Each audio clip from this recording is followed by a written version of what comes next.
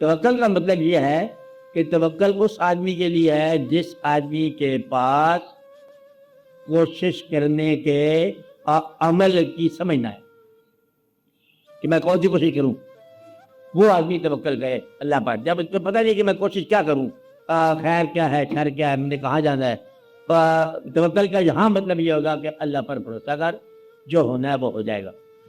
اور جو کچھ ادھر سے آ رہا ہے پھر اس پر راضی رہنے کی کوشش. جو شخص پھر راضی نہیں رہے گا وہ توکل نہیں کرے گا بلکہ وہ کوتاہی کرے گا. میں یہ کہنا چاہتا ہوں کہ ایسا نہ ہو کہ اپنی کوتاہیوں کا نام تم توکل رکھ دو. اب مثلا شارٹ کمنٹ کا نام توکل رکھ دو کہ یہ توکل ہے جو کچھ ہوگا دیکھ جائے گا، کہ مکان بھی خالی چھوڑ دو، تالا بھی نہ لگاؤ اور دروازے بھی کھلے ہوں، اندر مال بھی پڑا ہو، رات بھی تاریک ہو اور تم گھر سے باہر بھی جاؤ، تو پھر توکل جو ہے نا یہ چور کے کام ہے.